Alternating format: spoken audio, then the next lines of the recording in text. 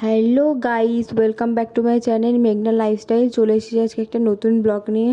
তো স্নান টান করে সকাল সকাল রেডি হয়ে গেছি। আজকে মনসা পুজো দিতে যাচ্ছি। এই যে আমরা 3 সখী মিলে। তো গাইস মন্দিরে চলে এসেছি মায়ের কাছে পুজো দিতে। দেখো তোমরা,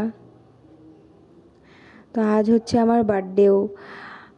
মনসা পুজোর দিনই পুরো একই সেম দিন পড়েছে, আর ডেট তো একই থাকে। 17ই আগস্ট মনসা পুজো, শুধু শনিবার পড়লেই একদম ডেট মিলে যেত। আমরা এখানে পাশে মন্দিরে চলে এসেছি একটু আরেক মায়ের কাছে পুজো দিতে। বাবার মাথায় একটু দুধ ঢেলে নিলাম।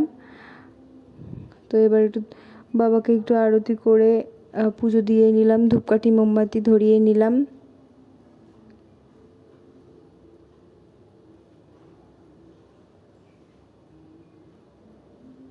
তো গাইস, আমার পুজো করতে খুব ভালো লাগে। তোমাদের কার কার পুজো করতে ভালো লাগে, সে যে কোনো পুজোই হোক।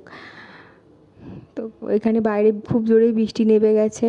যাক, আমাদের তো পুজো দেওয়া হয়ে গেছে। এবার আসলাম আরেকটা জায়গায়, আরেকটা আমাদের বাড়ির সামনে মন্দিরে দুধ ঢালতে। বাবার মাথায় তো সেখানেও একটু পুজো করে নিলাম বাবাকে।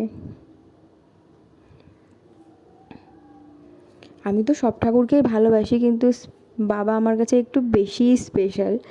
যাই হোক, তা বলে সব ঠাকুরকেই ভক্তি করি, শ্রদ্ধা করি, তা উনি আমার কাছে একটু বেশি স্পেশাল।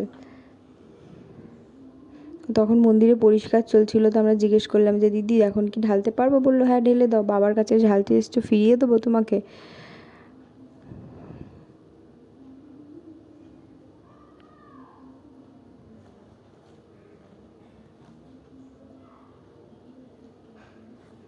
তো হয়ে গেল এখানের পুজো কমপ্লিট। এখন চলে যাচ্ছি আমরা। বাইরে তো প্রচুর বৃষ্টি পড়ছে, দেখো তোমরা।